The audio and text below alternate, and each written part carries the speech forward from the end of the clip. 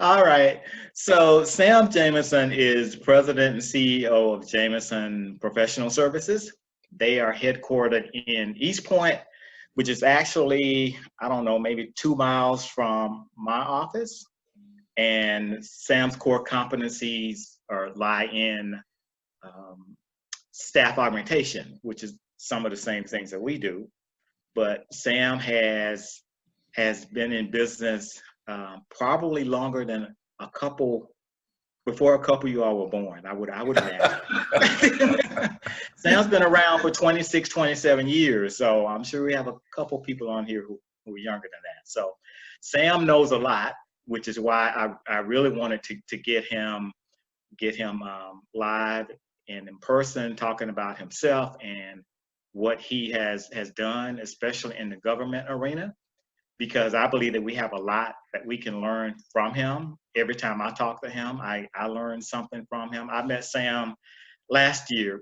We teamed up to work on a project that did not go necessarily well, but it in the end it ended up, solidifying a very, very sound relationship. Someone that we had been looking for to kind of mentor me, because again, even though I've been around for 15 years, I believe I can learn something from everybody. Certainly, my first conversation with Sam just led me to know that I really needed to stay as close to him as possible, because he knows a whole lot. Even though we have the same core competencies, which is that's fine, but I don't consider ourselves competitors. We look for uh, ways to team whenever we can. Sam has looked for some opportunities that we can team on as a hub zone. I've looked on some opportunities that I can bring him in as a service disabled veteran-owned small business. So we continue to do that. Sam, were you in the 8A program at some point? Yes, I Okay. graduated from the 8A program in '06. Okay. All right. All right. And Hub Zone, were you? No, working on it. Okay. All right. All right. Got it. Got it. All right. So Sam's company has a few GSA schedules. I don't know if you checked out their website, but the website is fantastic and talks about all their capabilities and their procurement schedules. And one of them is Navy Seaport, which is with the Department of Navy. So that is fantastic.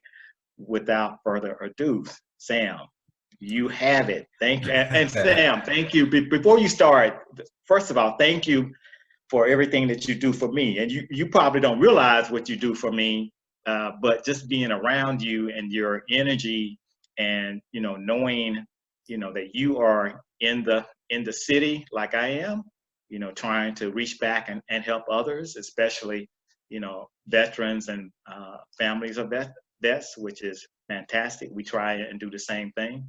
So I feed off of your energy, which is absolutely fantastic, and it's done a lot for me. And this is an example of how you never know how you really affect someone. So, Sam, you have been a tremendous mentor to me, even though you don't know that you're mentoring me. Well, thank you, Devan. I don't know if I can follow that or live up to that introduction, but glad to meet all of you. Some of you I have known for a few years. Andre, I think 10 years. Andre, I think, and Connie, I think I've known Connie for possibly maybe 3, maybe 4 years. It might be longer. I'm not sure. But I always, when people ask me to give a little history on Jameson Professional Services, I always start by telling the story of how I got started, which was I retired from the Army as a chief warrant officer. It was in automation. Who? And as I retired, I placed well, let me say this first. There was a insurance company called Confederated Life Insurance Company. It was at Windy Hill Road and 285 up in that area. And they wrote policies for the big guys, the Michael Jacksons, the Bill Cosby, all the big names. So they put an ad in the paper for a information center manager. And that was on I think the Saturday I received the paper from Journal and Constitution. So I responded to their ad because their ad was like they took my resume and wrote the ad. So I responded to it, went to work for them. A company called Management Systems Applications out of Chesapeake, Virginia.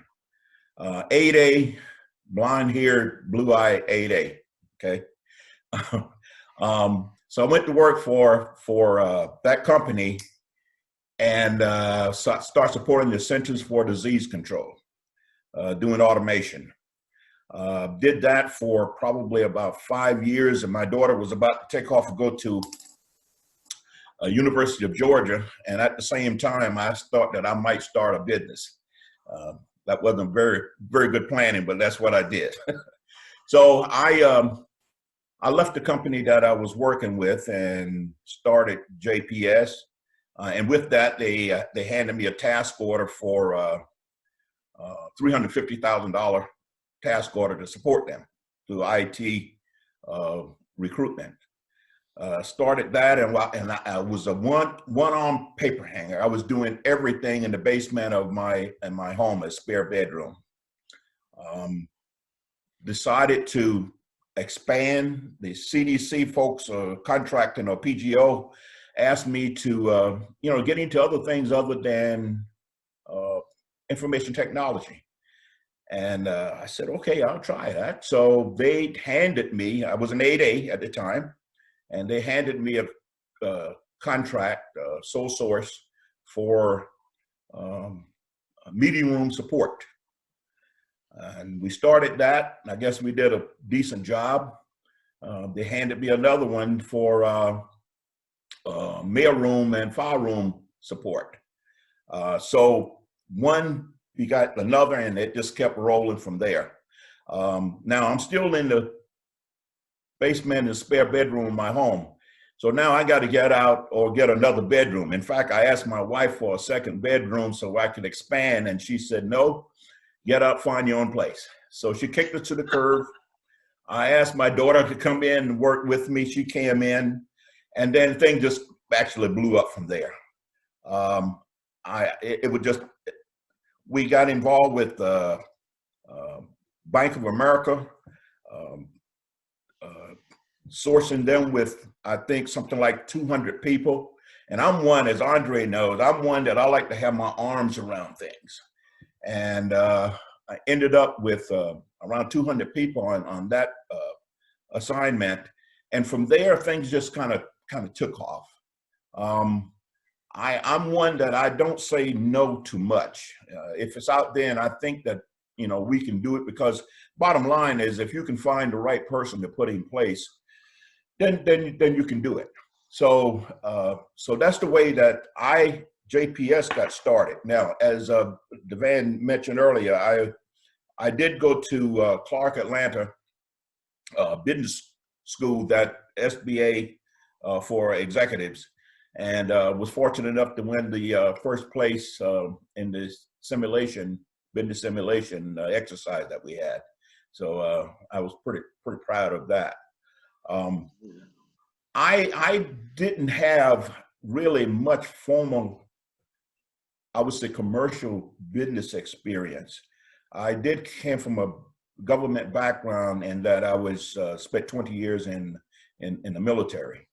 So I was, used to budgets and that sort of thing. So as I moved forward from getting kicked to the curb, then we started securing other contracts. And instead of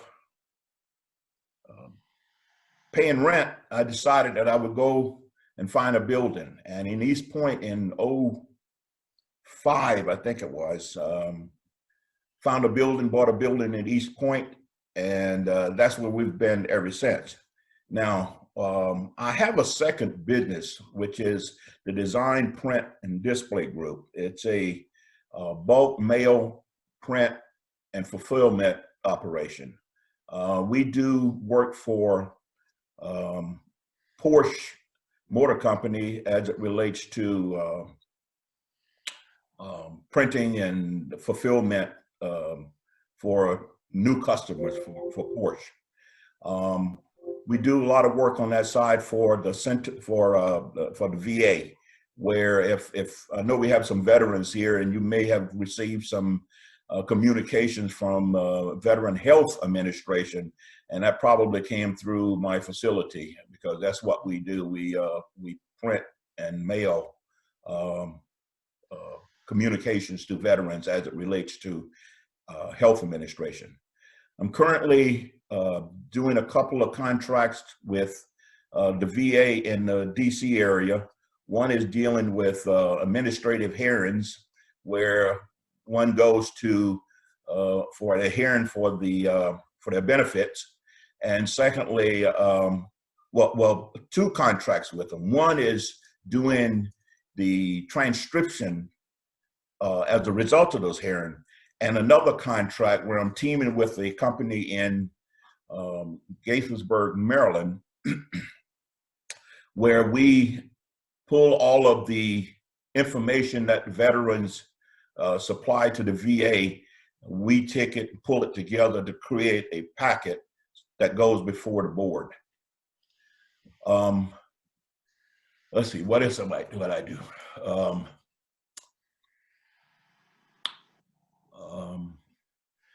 We'll also end with NOAA, National Oceanic Atmospheric Association. We have a contract with NOAA supporting the fisheries, and that's down in St. Petersburg, Florida. I have a person in Alaska, a couple in Hawaii, and some other places there in California in that area. We used to be international, and the fact that I had a person that was on an assignment in Singapore. So that ended, so I'm no longer international.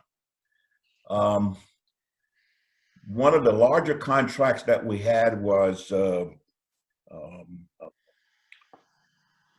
Andre, help me on this, I can't remember, Wounded Warrior support. And that was with Walter Reed and Bethesda. That was our largest contract. I think we had approximately 90 people on that contract. And it was challenging, but it was certainly satisfying because we felt that we were really doing something to benefit the wounded warriors and veterans and their families. So that, in a nutshell, if you will, is Jameson Professional Services. So if I can answer any questions, I'm open. I have one. I have the first one, if I can present that. Sam, so if you don't mind, will you complete this sentence? 25 years ago, I wish I had known. I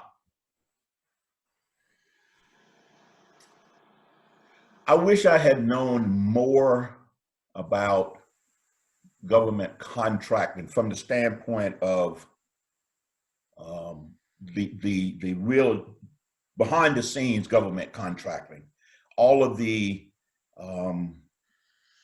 basically the legal part of it, because whether you know it now, you will soon, that you're gonna almost have to be an attorney to deal with government contracts. So we get prepared for that. But I wish I had, and I had the opportunity in the previous life to get involved with, contracts and how they put together and that sort of thing. But I never dreamed that I was going to be where I'm at now. And I'm not all that, but I've come a long ways. So what advice do you have for socio-economic companies, Sam, given that you graduated from the 8A program, you're currently SDVOSB, and everyone here in this meeting has a socio-economic status? So what advice can you give us? Just if you have like 2 tips just to give us. Okay, one, I would address this to 8As. For quite some time when I was an 8A, I never told my contracting officers or potential customers that I was 8A, only because 8A had a stigma against it that was actually manifested by the construction industry. A lot of 8A construction industry went out and got contracts, and they were not able to perform. So a lot of contracting officers had to go back and do double work because, you know, they couldn't perform. So I didn't want them to know that I was 8A because I didn't want them holding anything against me. I wanted to rub shoulders equally with whomever is going after that contract.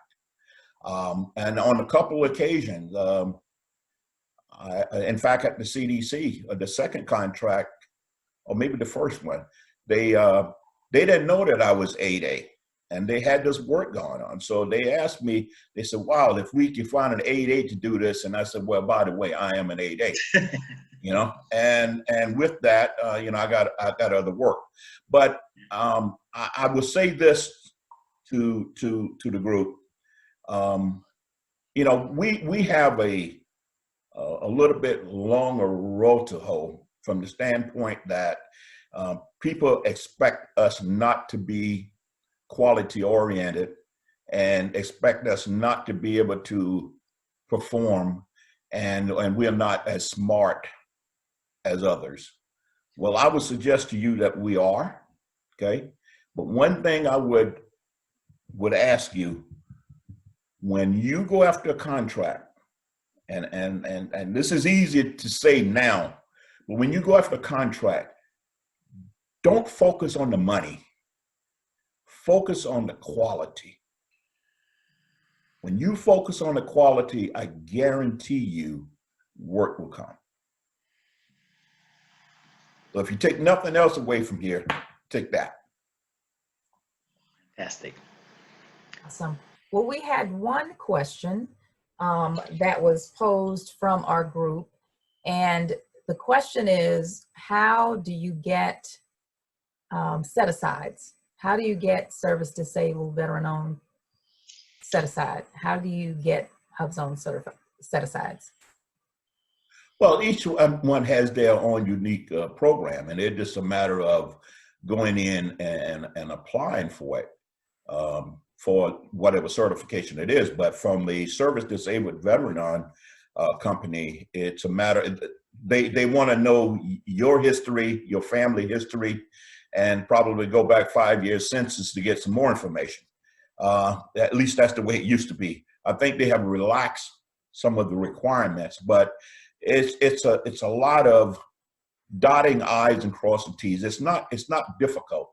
In fact, I think Andre was the first one to put it together for me. I don't think I put it together initially. You can chime in, Andre, if that's not true. But it's not that difficult. It is a matter of dotting I's and crossing T's, and not just the way the government is. They just want a lot of supporting documents to support their decisions. Now, I don't know about the HUBZone. I'm learning that from Devan and an advisor of mine out in, I think she's down in McDonough, on how to work the angles to become a HUBZone. And I'm sitting in the middle of a HUBZone, but when you have that, I think 35% employees from the HUBZone and meeting all those requirements, I understand there are some ways that you can do it and still legally do it. Absolutely, absolutely. And again, you know, it's a great opportunity to reach back in the community to help others. That is one of the reasons that SciQuest is in business. You know, because I remember when the company had no money, like none, so, and no employees, and, you know, just really struggling. And I don't come from a wealthy family. I was not born with a silver spoon in my mouth. Just didn't have that, and I'm sure that applies to a lot of socioeconomic companies. You know, we really have to hustle, and that's exactly what it is about. So, you know, anytime we have an opportunity to learn from someone like Sam, it is absolutely fantastic. Again, we've been around for 15 years, and I keep learning from him every time I talk to him. So, and you know, now you guys are probably at a disadvantage right now unless you have formed relationships with the contracting officers and the SADBUs. You're at a disadvantage now because of this COVID-19, and that you can't get in the buildings and, you know, walk the halls. But as this thing subsides and you get a chance to get into the federal buildings, I would suggest that you get in and walk the halls and just wear as much shoe leather as you possibly can, because I'm here to tell you that's the way it pays off. The thing is, the government, like any purchasing department, you have an individual behind that contract or that solicitation, and people will hand you a contract. So you have to form relationships as much as you can with purchasing agents or contracting officer, whoever they might be. Because if you expect to get a contract by reading the FedBiz Ops and it pops up and you just start responding to them, yeah, you might be able to get something, but most likely you'll get it from the standpoint of lowballing it and get it basically on price. But when you're trying to, you know, get something, you know, low-hanging fruit is not bad, okay? That's what we live by. But after a while, you said, hey, I've practiced long enough, I'm ready to play the game. So now I want to go out and make some money. And the way that you do that is you're going to have to get in there, track contracts or opportunities for 2, 3, maybe 4 years. You need to track it, learn everything you can from it. I am one that I'm not shy about asking a question. In fact, I will ask a contracting officer a question I know full well they shouldn't answer it, but I'm going to ask it. And it's up to them to answer or not. And many, many times I have gotten information, but you can ask anything you want to before that thing hits the street. So that's the reason you might want to be out there walking the halls and knocking on doors and sending an email, hello, how you doing, and anything going on. And it's just keep your name and face as much as possible in front of these purchasing agents. Awesome. So Sam, we've got kind of a slate of questions going for you. I am going to have Labrisha, you had the first question, so you can unmute yourself. And if people will raise their hand, click on the little raise your hand button, I will just unmute you.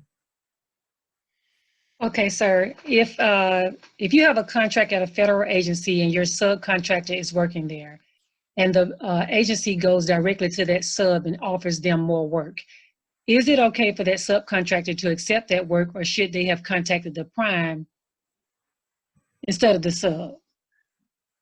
No, it's not okay for two things. It's not okay for that agency to go directly to the sub to offer the work.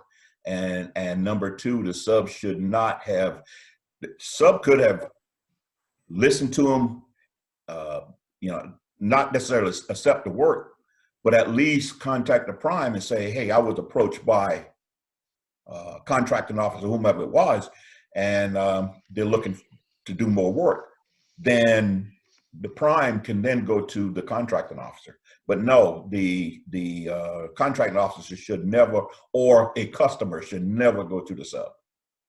And what can you put in your agreements up front so that they know not to do that? No, that's contract law. Oh. That's the agreement, right? You remember, the prime is responsible. The sub is just riding along. The prime is responsible for everything. So they can't just pass work to a sub and then hold you responsible for it. No, they did. The sub is doing the work as a janitorial company. They're an independent contractor to the prime. So the government went directly to that company, even though they're working as a sub, and they did an agreement on their own for a different contract. Oh, different contract. Well, it's nothing you can do there. If it's a Wow. different contract, I thought you were talking about the same contract that they are sub with you and they run around you. No, well, it's fair game. How did they Wow. give it to them? They went to them directly and asked them, did they want to do it? And they accepted it.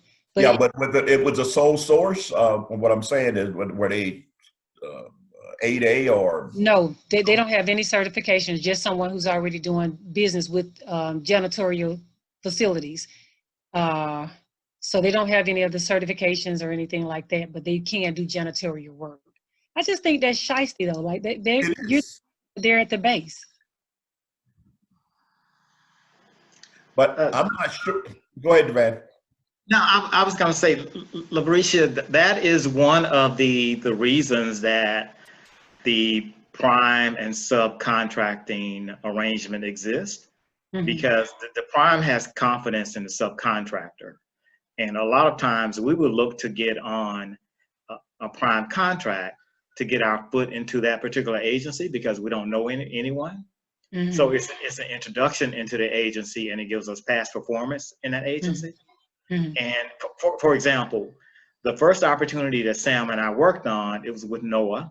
Sam is big in NOAA. We had a relationship with the contracting officer, and we were trying to get into NOAA. So Sam was a good way for us to get into the agency, and he was not going to be mad at us if we got other contracts that he could not perform. Okay.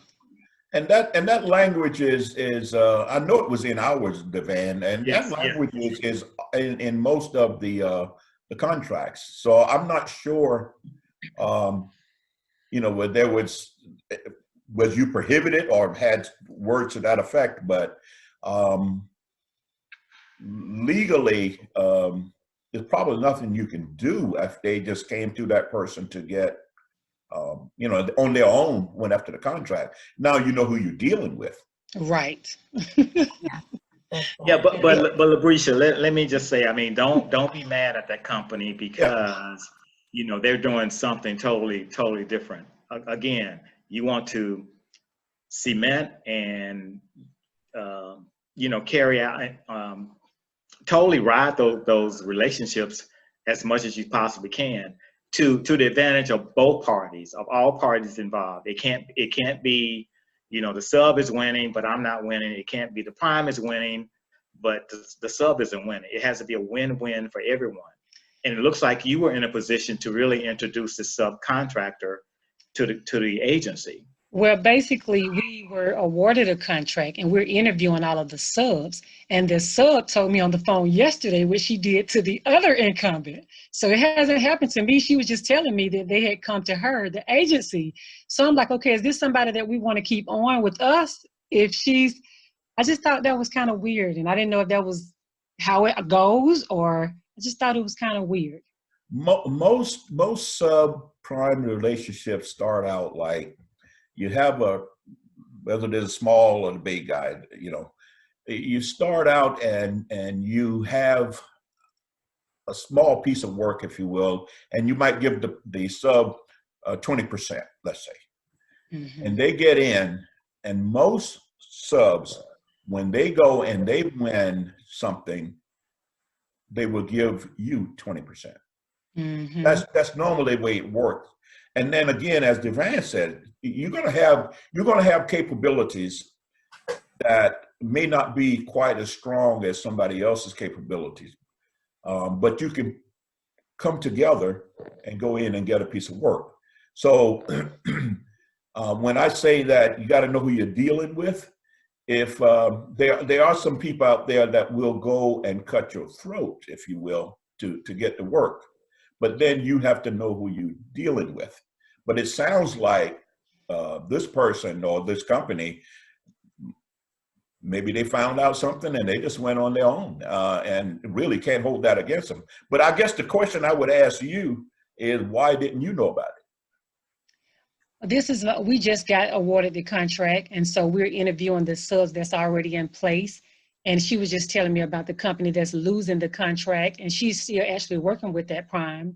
And she was just telling us one time they came to us and it's a janitorial contract. So she got another janitorial contract through her company and not with the prime. And she said they took it. She said, I don't think I should have. She said, I don't think that was right, but we did it anyway.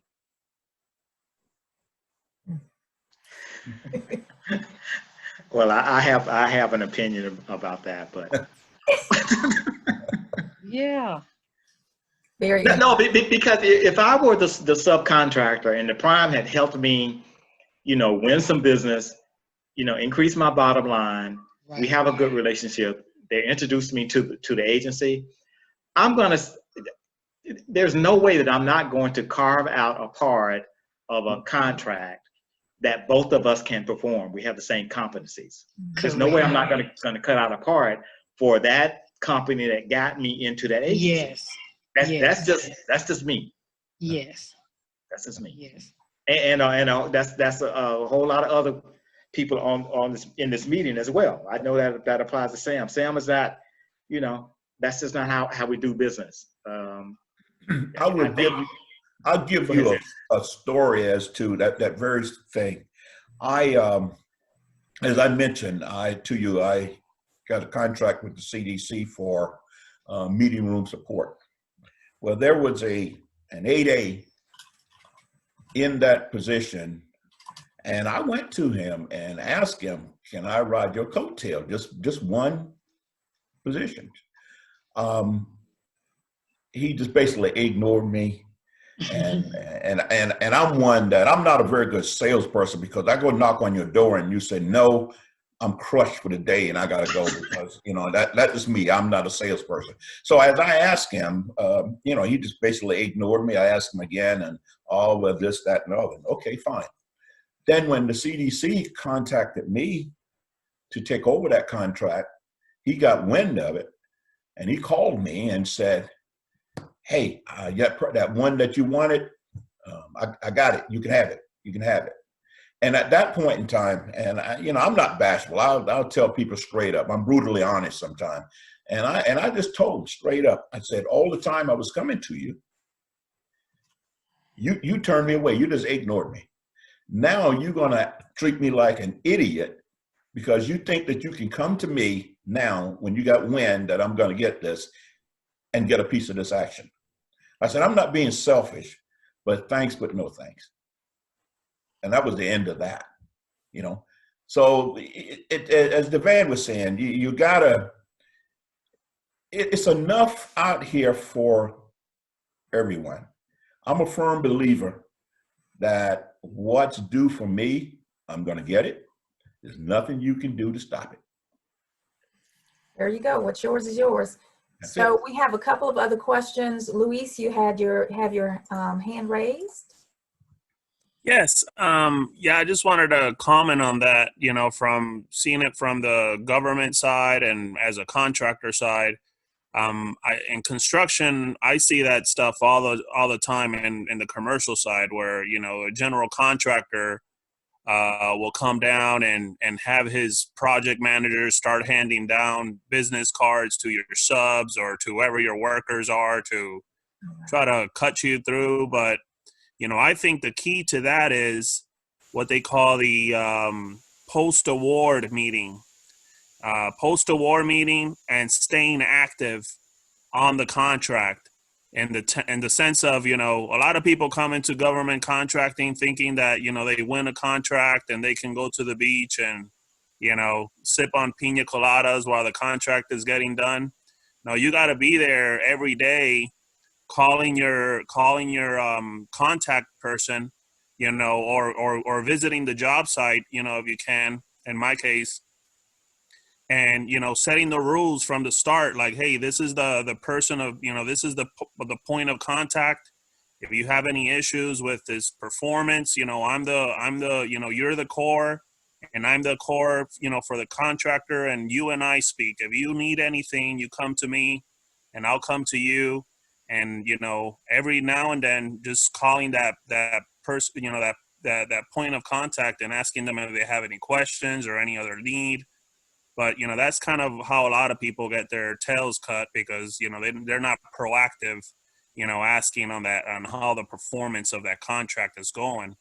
So that is just, and then setting the rules as well, like, things like that. But yeah, that I wanted to talk about, that was just a comment I want to make.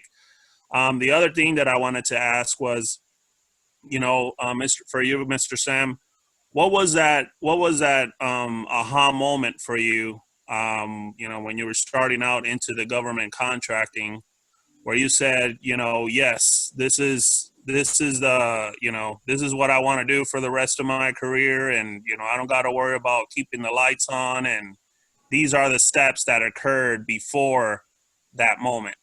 If you can elaborate on that. Well, I don't think I ever gotten to the moment where I said I'm not going to worry about it. That keep the lights on. I'm always going to worry about it. But I think when I secured probably my second contract, I think that's when I said, I think I can do this, because I really I like challenges. And so when I secured that next contract, the first thing I wanted to do was just turn it over to someone and move on to the next one. And that's basically the way that I have worked all my adult life or my professional career, is that I'm good at starting things, but then I want to move on to something else. I get it going and then I want to turn it over and move on. Now, with that said, I always like to double back and show my face to the customer, just to let them know I'm still here. And on every contract that I've had and will have, escalation, my name is in the escalation process, so that they know that they can come to me. I have a cell phone that my customers now know that 24/7 they can call me. Okay, and if I, and just one last question, you talked about having some type of analytic to be able to track contracts for 4 or 5 years. What type of software are you using right now for that? That's interesting you asked that. But I have never gone out to buy a professional piece of software to track contracts. I did it the old-fashioned way with spreadsheets. I just designed my own spreadsheets and plug in numbers and just kept crunching. And that's just the way. In fact, I have spreadsheets that I've used from day one when I first started the contract, or shortly this business, or shortly thereafter. But that's not to say, there's a lot out there now. Don't work smarter, not harder. But I was just one that was just the way that I did it. But I'm certain there are a lot of advances out there now that you can use to track contracts. So does anyone care to elaborate on any particular software that you are using? This is Tara. The question was for tracking contracts, right? Or potential contracts. That was the. Yes. Yeah, that was the question, and I know there are a few of them, like GovWin is that so one's expensive. pretty expensive, but there's another one called Easy. I forgot the name of it. EasyGov. EasyGov. So EasyGov Ops, and Luis, that is what we use. We use EasyGov. yeah, that one came out maybe 2 or 3 years ago, right? Is that? Been a little longer than that, probably Okay. 8 or 9 years ago. Okay, that's not the same one. I think we looked at EasyGov. We use BidSpeed. It's built by an IT company that's also a small business, and their pricing is very reasonable. And so they're geared towards helping the federal contractors that are small businesses. You might want to look into that. What is that name again? Bid, BIDSPEED.com. I'll put it in the chat. Okay. Yeah, I'm looking into a few of them. Right now I use GT Pack, which is free. You know, they just send me an email every day. But I'm trying to find something that I can track something for long term, because, you know, I get the email and then, you know, I kind of want to look into it and I lose track, and, you know, kind of Okay. goes Yeah. with the wind. When you I'm get sorry. the email from GT Pack, Luis, that means that the RFP has already been released, and you know you're really behind the 8 ball once the RFP has come out. So I think it's good that you're looking to explore some other opportunities as far as tracking opportunities long term, because again, GT Pack is good for letting you know what's hit the street, but you can't really do any research with them. And I'm sorry, Luis, I misunderstood your question. There's one called Alpha, and there's Bloomberg Gov. And Bloomberg, I'm watching them. I don't know how expensive they are, but they give you a lot of free webinars on stuff that's coming down the pike, and they do track things. Probably 3-4 years. Those guys are out there knocking on doors. So you might look at Bloomberg as well. And I think it's Alpha or Alpha Data. It's not Alpha Data. It's Alpha something. I'll get you the name. Okay. Tara, did you have another question for? I did.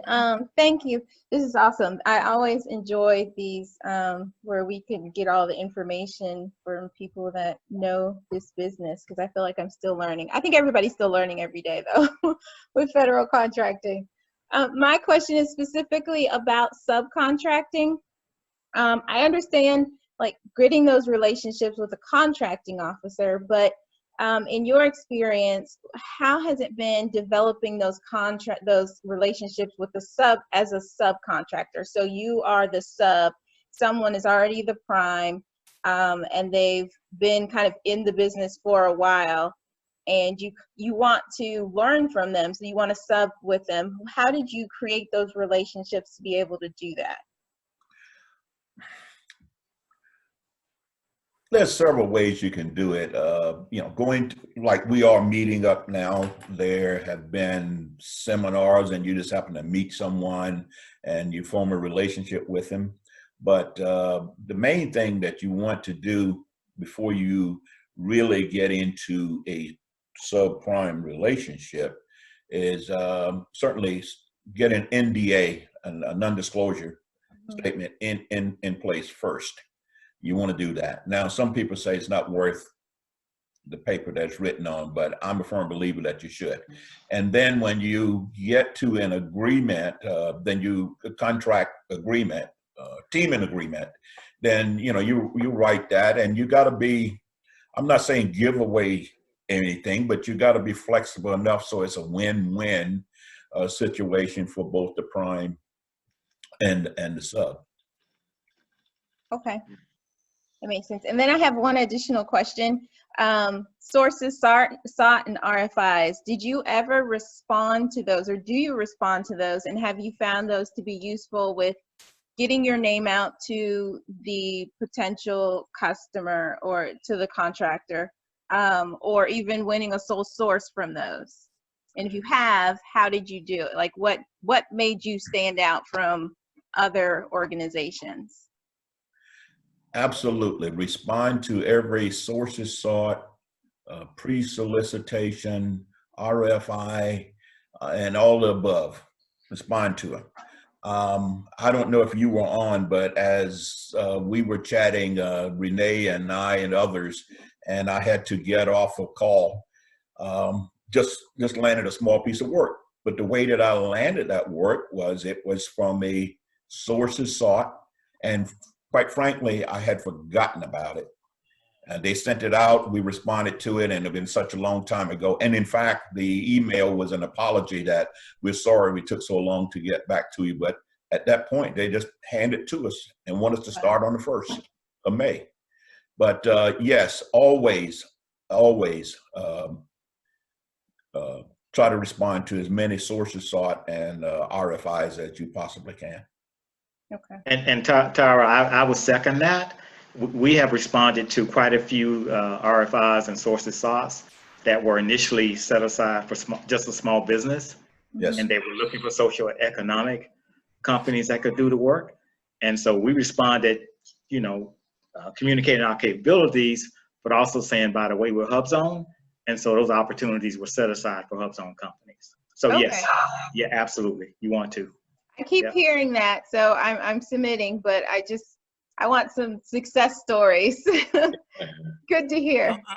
So hey Tara, if I can share one strategy that's been working for me is, I'm in construction, but I go to a lot of site visits, and site visits for work that I might not even, you know, they might not even need my services there, but site visits, they're always posted on the request for quotes or request for proposals, and I attend those site visits.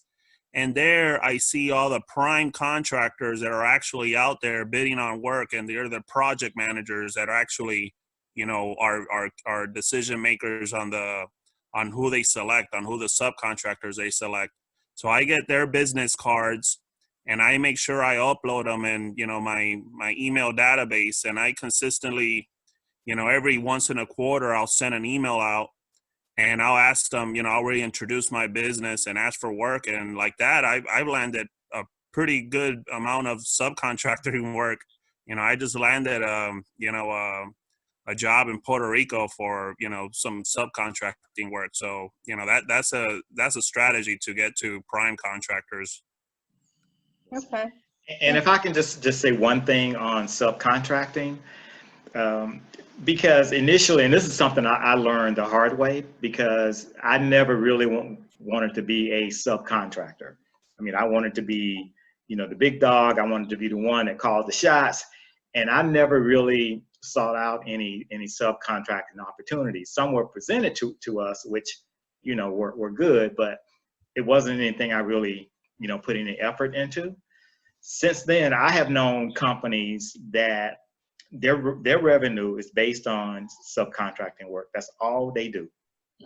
They do nothing else. And when I say their revenue, I'm not talking about a few $100,000. I'm talking about millions of dollars that they're making as a subcontractor.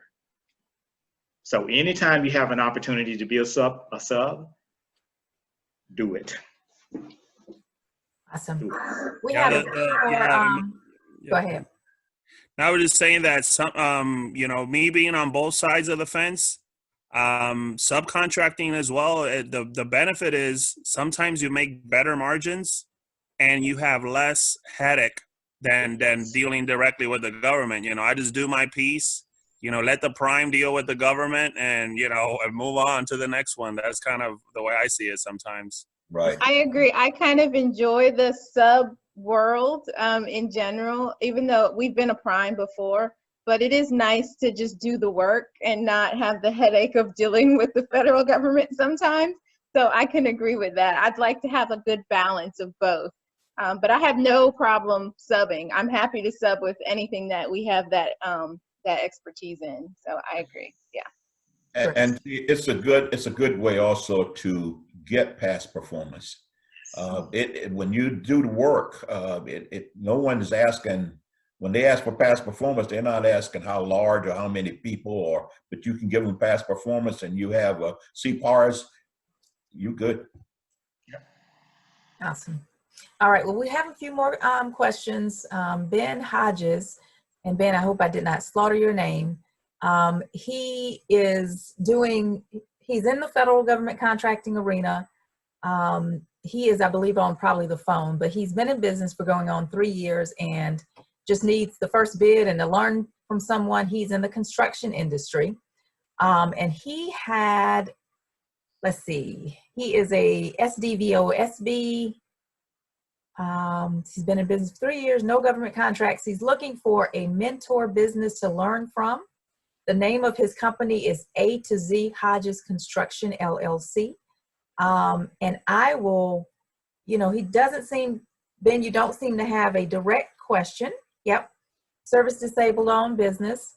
So do you have any particular questions? He's in chat now. So I would imagine, Luis is probably a good person for you to talk to. He wants to know basically how to get started.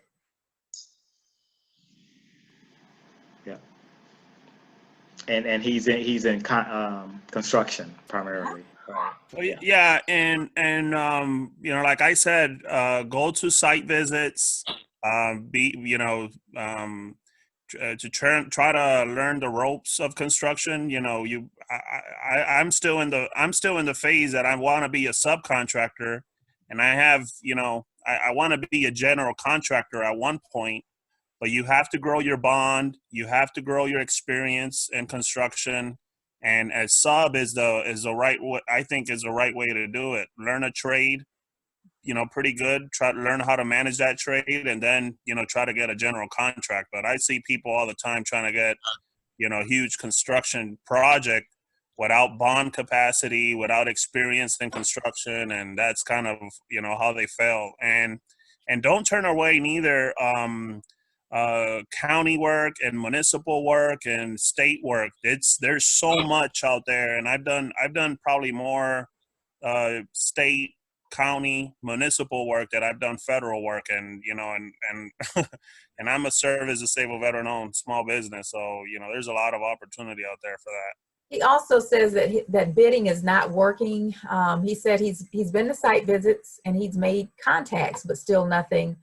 He has performed county and state, but wants to start in the federal government arena.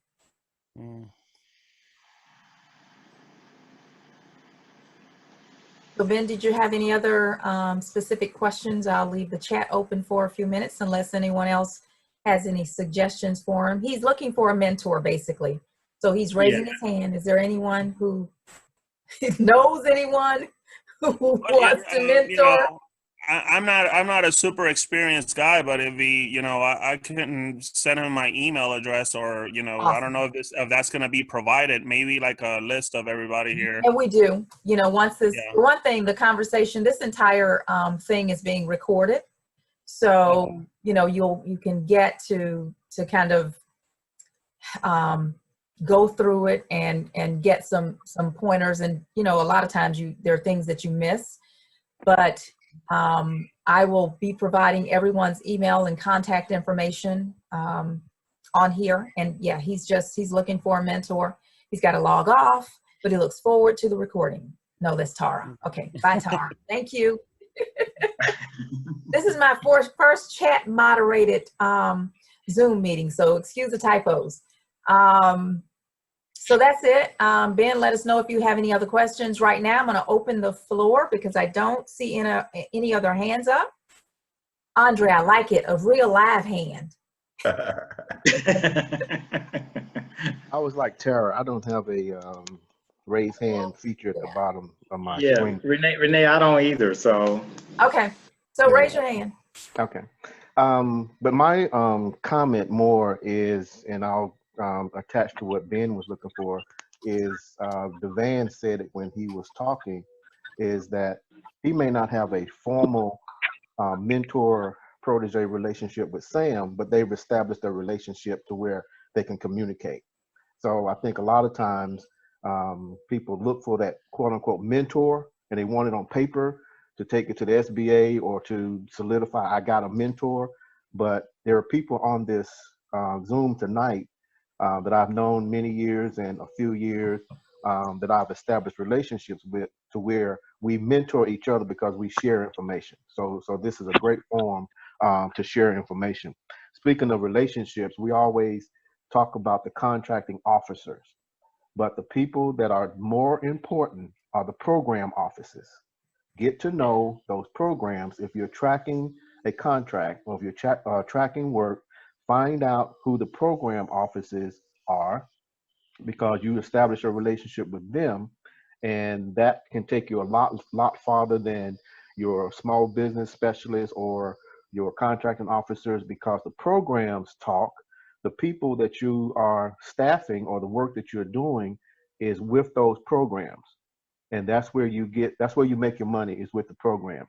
I had the pleasure of working for and with Sam for almost 20 years. So a lot of the things that I'm like Devan, when he was teaching, I was learning, and he didn't know he was teaching because that was our relationship. But he would be at the contracting officer level, and I would be at the program officer level, to where that's where I was communicating and trying to make our job easier from a different perspective.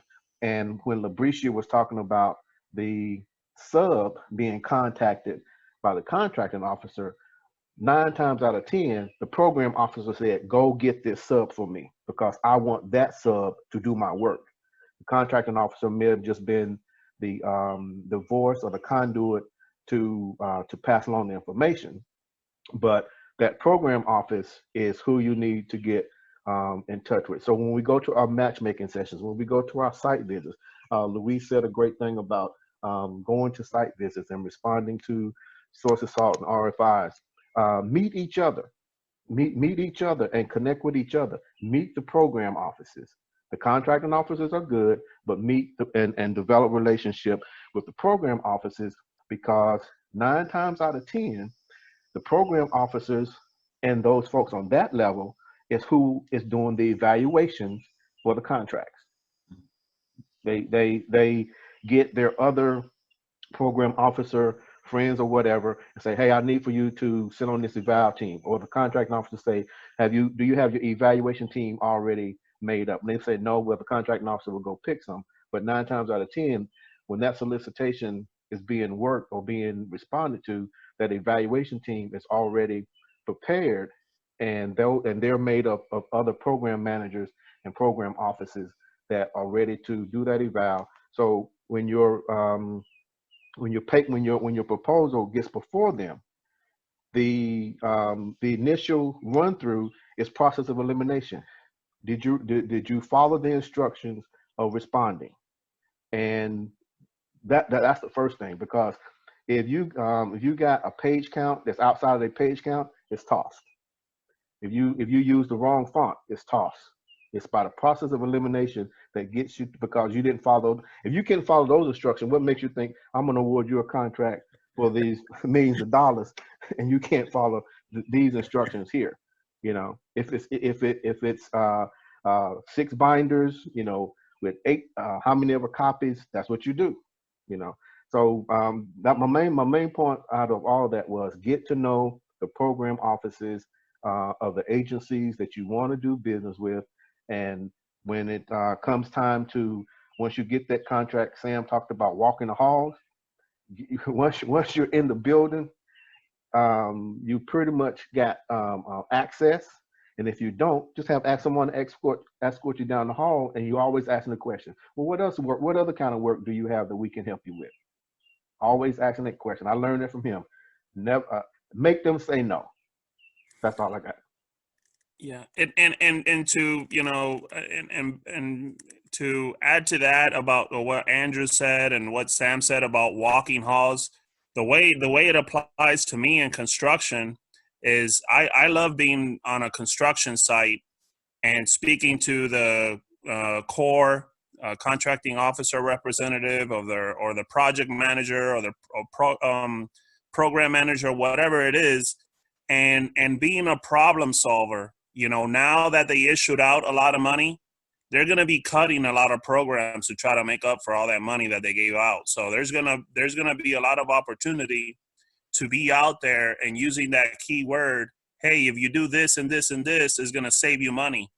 So, hey, maybe you should, you know, if you do this, it's going to save you money on maintenance, or if you do that, it's going to save you, you know. So always try to be out there being a problem solver, you know, for, you know, not asking for work and not saying that you're, you know, that you have these set asides, but offering solutions that will save the government money and that will, you know, cover their needs. And that way, I even had people call me and tell me, hey, you know, we have this problem, you know, how you think we can solve it?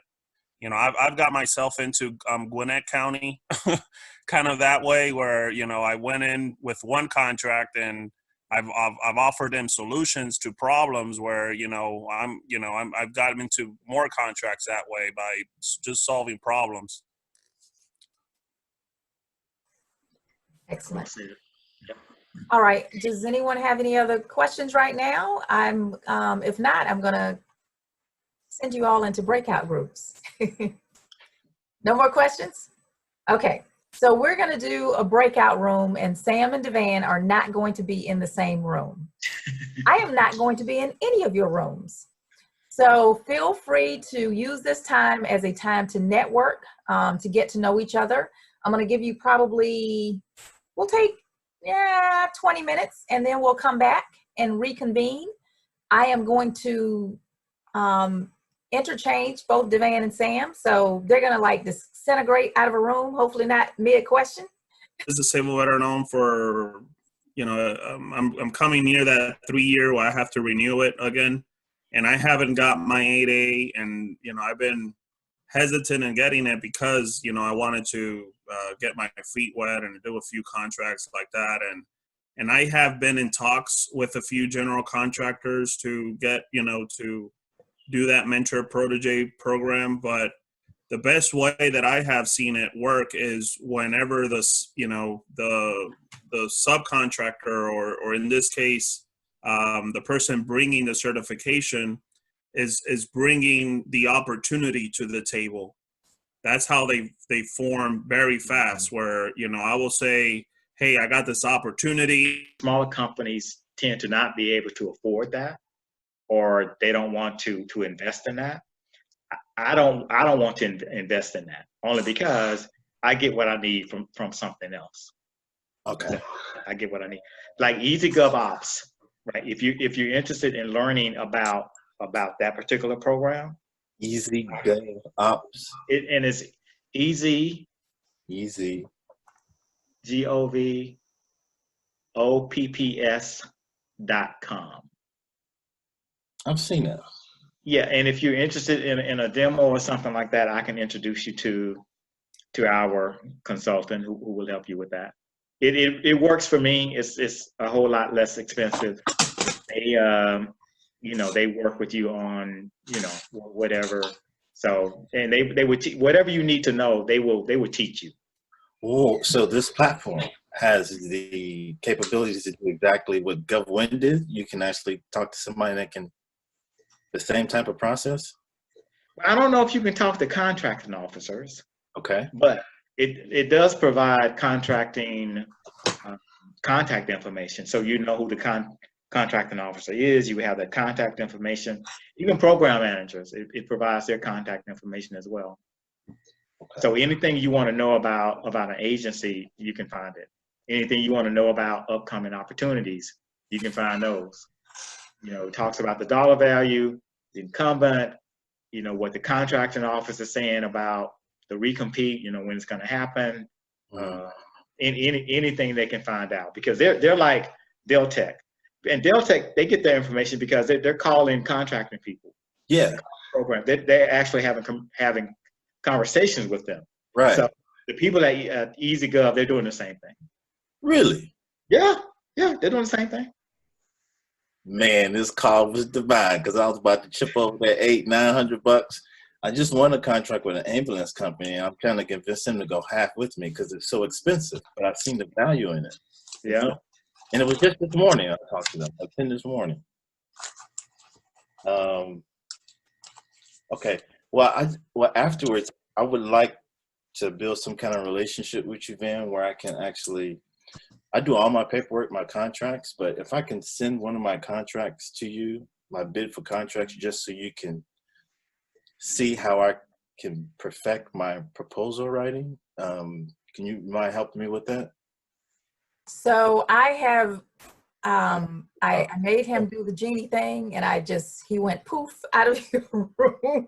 Okay. I had to move him. But, again, all of our contact information will be available. So you can certainly send him an email and ask him. But I took Devan, but I gave you all Mr. Jameson. Oh, Jameson.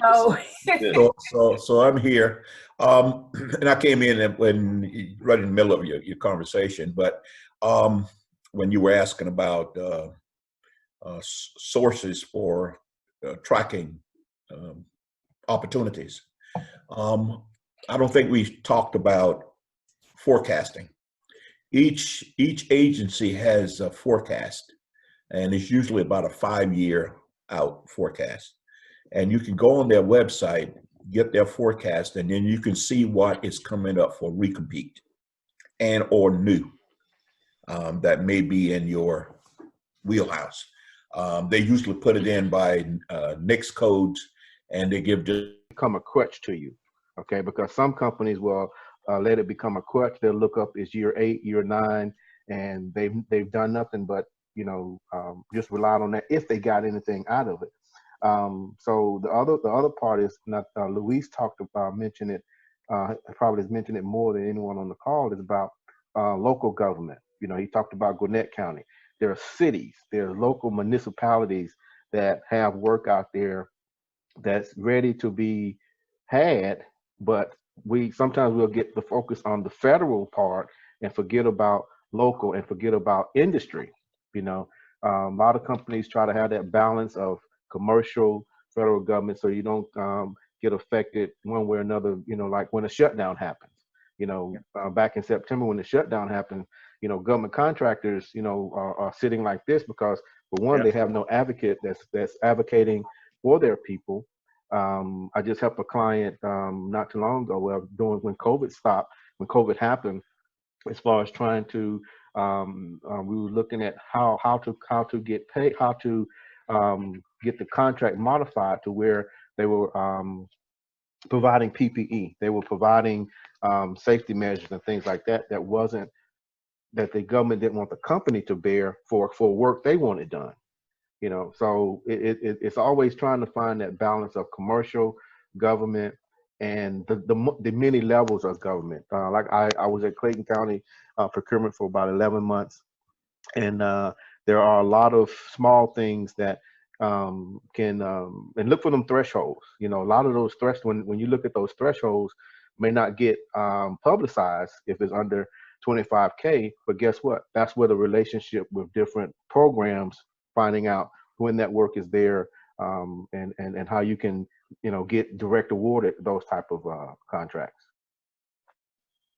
If I may say something as well, is, you know, I'm glad that, you know, even though I came from a government, you know, background, I was a federal employee for many years, that I didn't want to go, that I decided not to go straight into federal contracts and get all my certifications and all that. I decided to do commercial work, get very good at a trade, and, you know, just start slow.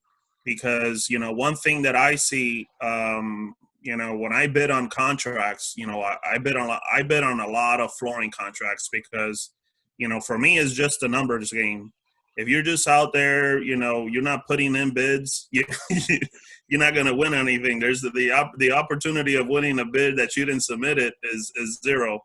I'm coming near that 3-year where I have to renew it again, and I haven't got my 8A, and, you know, I've been hesitant in getting it because, you know, I wanted to get my feet wet and do a few contracts like that. And I have been in talks with a few general contractors to get, you know, to do that mentor protege program. But the best way that I have seen it work is whenever the subcontractor, or in this case, the person bringing the certification is bringing the opportunity to the table. That's how they form very fast, where, you know, I will say, hey, I got this opportunity. Smaller companies tend to not be able to afford that, or they don't want to invest in that. I don't want to invest in that, only because I get what I need from something else. Okay. I get what I need. Like Easy Gov Ops, right? If you're interested in learning about that particular program, Easy Gov Ops. And it's easy GOVOPPS.com. I've seen that. Yeah, and if you're interested in a demo or something like that, I can introduce you to our consultant who will help you with that. It works for me. It's a whole lot less expensive. They you know, they work with you on, you know, whatever. So, and they would whatever you need to know, they will teach you. Oh, so this platform has the capabilities to do exactly what GovWin did. You can actually talk to somebody that can the same type of process. I don't know if you can talk to contracting officers, Okay. but it does provide contracting uh, contact information. So you know who the contracting officer is. You have that contact information. Even program managers, it provides their contact information as well. Okay. So anything you want to know about an agency, you can find it. Anything you want to know about upcoming opportunities, you can find those. You know, it talks about the dollar value, the incumbent, you know, what the contracting office is saying about the recompete, you know, when it's going to happen, anything they can find out, because they're like Deltec. And Deltec, they get their information because they're calling contracting people. Yeah. Program. They're actually having conversations with them. Right. So the people at EasyGov, they're doing the same thing. Really? Yeah, they're doing the same thing. Man, this call was divine because I was about to chip over that $800-900. I just won a contract with an ambulance company, and I'm trying to convince them to go half with me because it's so expensive. But I've seen the value in it. Yeah. And it was just this morning I talked to them, like 10 this morning. Okay. Well, afterwards, I would like to build some kind of relationship with you, Van, where I can actually, I do all my paperwork, my contracts, but if I can send one of my contracts to you, my bid for contracts, just so you can see how I can perfect my proposal writing, can you mind helping me with that? So I have, I made him do the genie thing, and he went poof out of the room. Okay. I had to move him. But, you know, again, all of our contact information will be available. So you can certainly send him an email and ask him. But I took Devan, but I gave you all Mr. Jameson. Oh, Jameson, So I'm here, and I came in when right in the middle of your conversation. But when you were asking about sources for tracking opportunities, I don't think we talked about forecasting. Each agency has a forecast, and it's usually about a 5-year out forecast. And you can go on their website, get their forecast, and then you can see what is coming up for recompete and or new that may be in your wheelhouse. They usually put it in by NICS codes, and they give just become a crutch to you, okay? Because some companies will let it become a crutch. They'll look up is year 8, year 9, and they've done nothing but, you know, just relied on that if they got anything out of it. So the other part is not Luis talked about, mentioned it, probably has mentioned it more than anyone on the call, is about local government. You know, he talked about Gwinnett County. There are cities, there are local municipalities that have work out there that's ready to be had, but sometimes we'll get the focus on the federal part and forget about local and forget about industry. You know, a lot of companies try to have that balance of commercial, federal government, so you don't get affected one way or another. You know, like when a shutdown happens. You know, back in September when the shutdown happened, you know, government contractors, you know, are sitting like this because, for one, they have no advocate that's advocating for their people. I just helped a client not too long ago, when COVID stopped, when COVID happened, as far as trying to, we were looking at how to get paid, how to get the contract modified to where they were providing PPE, they were providing safety measures and things like that. That the government didn't want the company to bear for work they wanted done. You know, so it's always trying to find that balance of commercial, government, and the many levels of government. Like I was at Clayton County procurement for about 11 months, and there are a lot of small things that can and look for them thresholds. You know, a lot of those thresholds, when you look at those thresholds, may not get publicized if it's under 25K, but guess what? That's where the relationship with different programs, finding out when that work is there, and how you can, you know, get direct awarded those type of contracts. if I may say something as well, is I'm glad that even though I came from a government background, I was a federal employee for many years. That I didn't want to go. That I decided not to go straight into federal contracts and get all my certifications and all that. I decided to do commercial work, get very good at a trade, and just start slow, because one thing that I see, when I bid on contracts, I bid on a lot of flooring contracts, because for me it's just a numbers game. If you're just out there, you're not putting in bids, you're not going to win anything. There's the opportunity of winning a bid that you didn't submit it is zero. But I see like companies that that for 8 A's, even as 8 A's, that I'm coaching somebody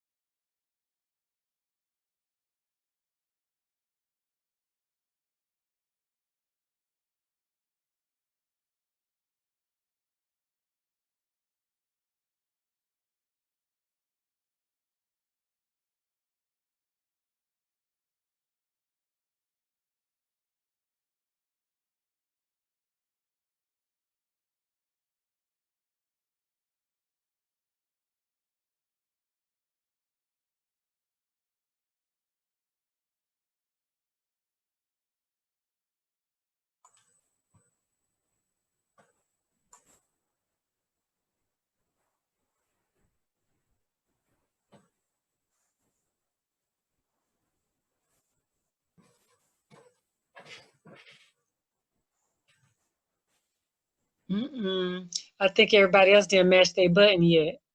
You know what? They're gonna mash it in a minute, or they're gonna be kicked out. Yeah. Oh, okay. Dang, he was saying some good stuff. We're No, back. but you know what? And we are going to. There he goes. We're going to check stuff right now so that everyone hears it. They got 20 seconds left before they literally get kicked out. Dang, Mr. Sam. Yes, ma'am. So the call that you got, was it You're gonna have to wait the until everybody comes in so that we all hear the good stuff.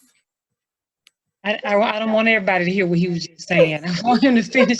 I'm trying to figure out if he got the same contract I just got. No, but it's a sharing of the knowledge. You know how we collaborate? So let's let everybody hear. Yeah, see, they all got kicked out. They all got kicked out. Well, okay. So let me, Luis. I was in the middle of my final 2 words. Yes. So, Luis, I would make that introduction. Okay, thank you. Yeah, no problem. No problem. Okay. So Devan is finished with his question. You notice I love my I dream of Genie-like thing. So I'm like, I'm gonna private jet somewhere. So Mr. Jameson, I want to wait 3, 6, 9, 12, 13. We're missing, it looks like 1 person, but there is a chat. Ben is still here. Awesome, Ben. I see you, Ben. I don't know who we lost, but it looks like everybody got kicked out. So Labrisha, I am going to let you, is Labrisha? No, Labrisha's there. I'm going to let you continue with your question for Mr. Jameson so that everyone can kind of hear the results of the conversation.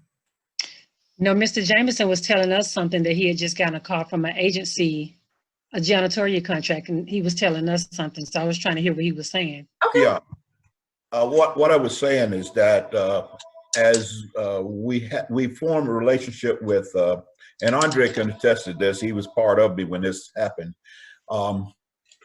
in Kansas, contracting officer out there we were doing some work with more in the administrative budget inside of the house. They had a need for, I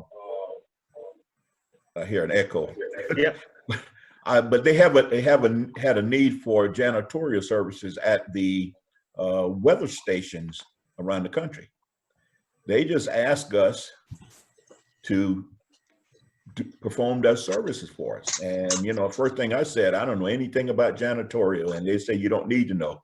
Subcontractors was already in place. The only thing they needed was a vehicle. And I know for a fact the way that we got that was based on our performance in the administrative area for that organization. And the contracting officer either knew someone or it was within her wheelhouse to get a contract on it. And she just thought about us and just handed it to us.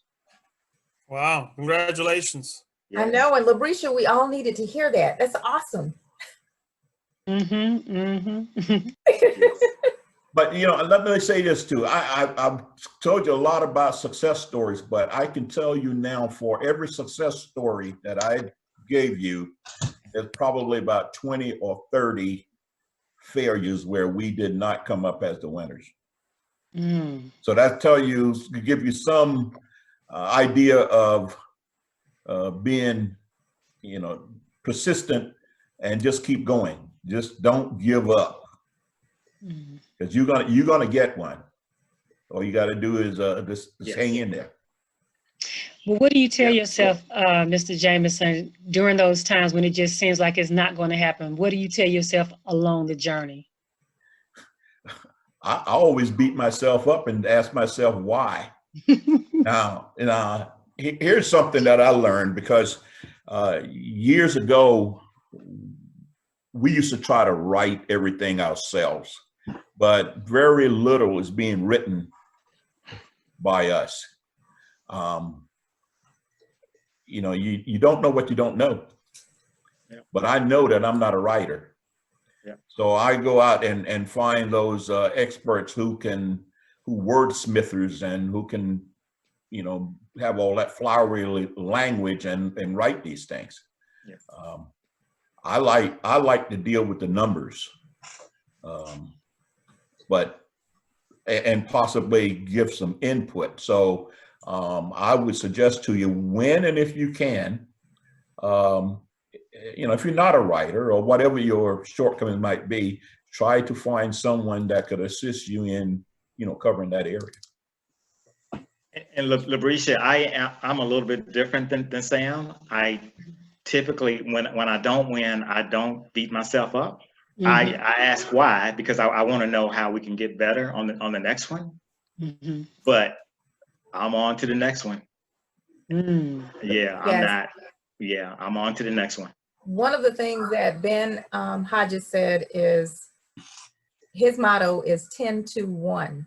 So Ben, I'll have to have you elaborate on what that means. But Andre says always ask for a debrief when you're not the awardee. Absolutely. Yes. One of the things that Ben said is, of course, as I guess a reflection on, finding a technical writer, is that takes money. So I don't know if anyone else has a response, but, being an entrepreneur takes an investment in yourself. Yeah. It just goes back to that, and I apologize. I think I called Ben's name when I meant Sam. It goes back to that old saying: it takes money to make money. Yeah. And it does. And if you don't have any money, fake it till you can make it. Look like you know what you're doing. Look like you're big time, because perception goes a long way. Yes, it does. It does. Something else about proposals, if I may, is invest in at least one or two, especially the ones that you win, and that becomes your template. Change the name to Protect the Innocent. Don't make it hard. One thing that I learned from Sam was answer the mail. Answer the mail. That's it. Answer the mail. Give them what they want. Give them what they ask for. No less, no more. You'll see a lot of solicitations that'll say they don't need all these pictures. They don't need all these JPEGs and charts and everything, because you go in there dancing like a New Orleans second line, and you get in there and you can't even do a two-step. So other words of advice that I've learned while being mentored and sitting under Mr. Jameson.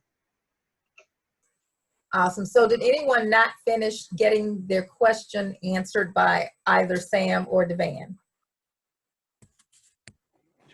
All right, mission accomplished. That's fantastic. And we have 5 minutes to spare, so we probably got time for at least one more question, maybe. Hey, I have a question. I'm sorry, Luis. I'll get back to you. So it's third quarter. It's the government's third quarter. So my question is everyone preparing for the fourth quarter now? Yeah. I know I don't see the raised hand thing on mine. Yeah. So some of us don't. Some of us don't know. Like, for instance, I've been in the government. I know they spend a lot of money on the fourth quarter, but yeah. I guess I don't know how to specifically prepare other than just bombarding them with emails. Well, now is the time to find out what they will be purchasing in the fourth quarter, and start marketing your capabilities toward those requirements that are coming. And that's a good piece of advice, because when I just got all these emails when I was a contracting specialist on the fourth quarter, I was just hitting delete because they were just like generic emails, with so yeah, that's a good piece of advice. Can I give another piece of advice about the fourth quarter? And that is answer your phone. I was about to leave work one day, and it was about 6:30, 7 o'clock, and it's the 28th of September, and we get a call from the CDC. And I'm not trying to throw names to impress you. I'm just trying to impress upon you the importance of responding and being available. And out of answering that phone call, the contracting officer knew Sam from his days at the CDC and then some other work he had done with the meeting room and all that stuff. And they were looking to make a direct award. And when I answered the phone, like I said, it was 6:30 going on 7 o'clock. And that contract itself was for 12 people. We got it signed. I remember talking to the contract officer, walking the aisles of Walmart. We got the contract signed on the 30th, which the following year led to 10 more people. So being available, I'm one that if any of you call me and you're not on my contact list, I'm gonna let it go to voicemail. But when I was sitting in Sam's office when that phone rang, I picked it up because you never know who's on the other end that has an opportunity waiting for you. That's right. And I think all of us in the federal space know the area code 202 is DC. Yes. So when I see 202, I got it. I'm scooping it up by the second ring at the. And I think, Sam, you're a wonderful testament to that, and you taking that call early on when we got started to say, okay, I need to take this call. Yes. Yes. But you have to understand also that these contracting officers are under the gun, and a lot of the functional staff is under the gun because in the government, the federal government area, you have, if you don't use it, you lose it. So a lot of them have their budget, their monies, and they need to spend that money.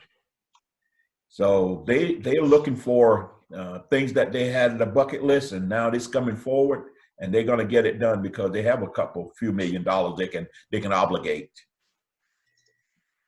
Did y'all hear that? A few $1 million that they need to obligate.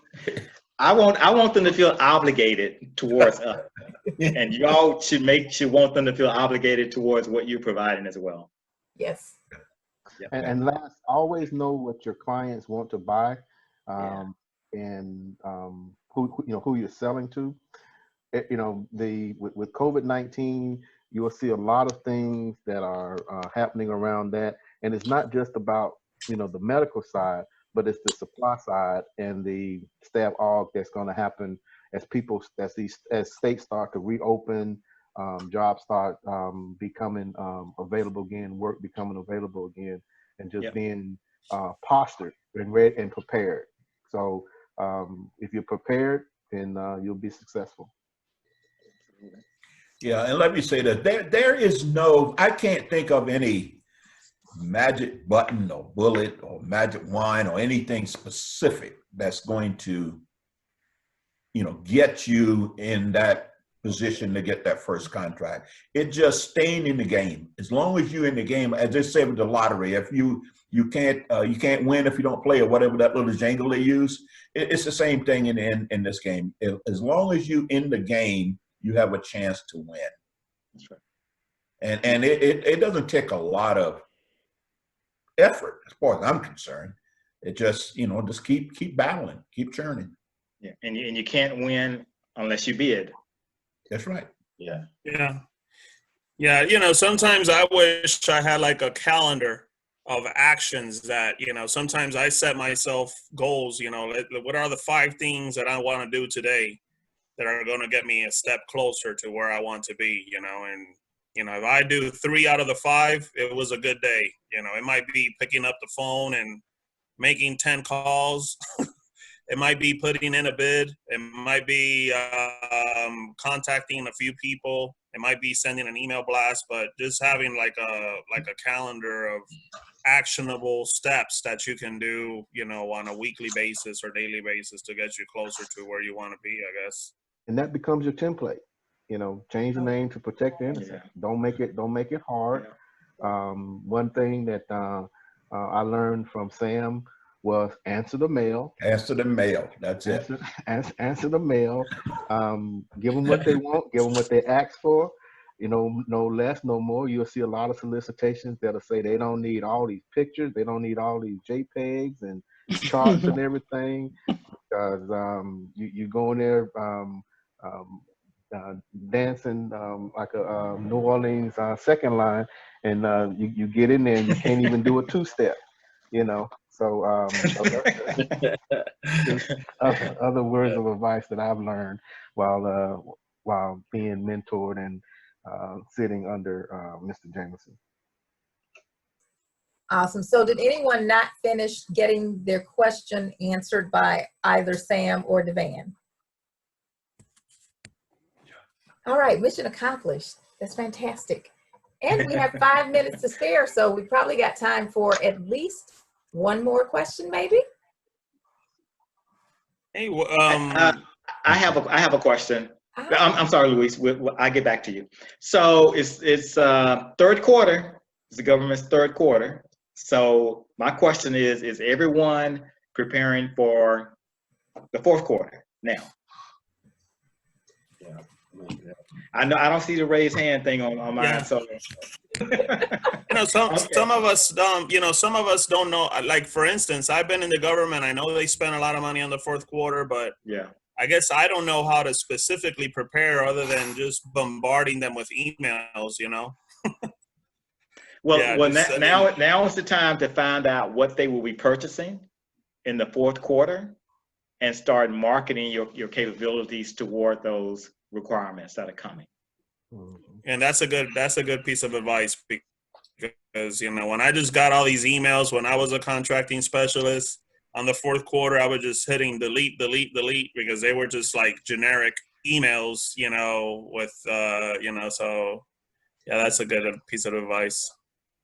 Can I give another piece of advice about the fourth quarter? And that is answer your phone. I was about to leave work one day, and it was about 6:30, 7 o'clock, and it's the 28th of September, and we get a call from the CDC. And I'm not trying to throw names to impress you. I'm just trying to impress upon you the importance of responding and being available. And out of answering that phone call, the contracting officer knew Sam from his days at the CDC and then some other work he had done with the meeting room and all that stuff. And they were looking to make a direct award. And when I answered the phone, like I said, it was 6:30 going on 7 o'clock. And that contract itself was for 12 people. We got it signed. I remember talking to the contract officer, walking the aisles of Walmart. We got the contract signed on the 30th, which the following year led to 10 more people. So being available, I'm one that if any of you call me and you're not on my contact list, I'm gonna let it go to voicemail. But when I was sitting in Sam's office when that phone rang, I picked it up because you never know who's on the other end that has an opportunity waiting for you. That's right. And I think all of us in the federal space know the area code 202 is DC. Yes. So when I see 202, I got it. I'm scooping it up by the second ring at the. And I think, Sam, you're a wonderful testament to that, and you taking that call early on when we got started to say, okay, I need to take this call. Yes. Yes. Yeah. But you have to understand also that these contracting officers are under the gun, and a lot of the functional staff is under the gun because in the government, the federal government area, you have, if you don't use it, you lose it. So a lot of them have their budget, their monies, and they need to spend that money. So they're looking for things that they had in the bucket list, and now it's coming forward, and they're going to get it done because they have few $1 million they can obligate. Did y'all hear that? A few $1 million that they need to obligate. I want them to feel obligated towards us, and y'all should want them to feel obligated towards what you're providing as well. Yes. Yeah. And last, always know what your clients want to buy, and who you're selling to. With COVID-19, you will see a lot of things that are happening around that. And it's not just about, the medical side, but it's the supply side and the staff aug that's going to happen as states start to reopen, jobs start becoming available again, work becoming available again, and just Yep. being postured and ready and prepared. So if you're prepared, then you'll be successful. Yeah, and let me say that I can't think of any magic button or bullet or magic wine or anything specific that's going to, get you in that position to get that first contract. It's just staying in the game. As long as you're in the game, as they say with the lottery, if you can't win if you don't play, or whatever that little jingle they use, it's the same thing in this game. As long as you in the game, you have a chance to win. That's right. And it doesn't take a lot of effort as far as I'm concerned. It just, just keep battling, keep churning. Yeah, and you can't win unless you bid. That's right. Yeah. Yeah. Sometimes I wish I had like a calendar of actions that, sometimes I set myself goals, what are the 5 things that I want to do today that are going to get me a step closer to where I want to be, and, if I do 3 out of the 5, it was a good day. It might be picking up the phone and making 10 calls. It might be putting in a bid. It might be contacting a few people. It might be sending an email blast, but just having like a calendar of actionable steps that you can do, on a weekly basis or daily basis to get you closer to where you want to be, I guess. Awesome. Well, I think this is a perfect end to our call. This has been great.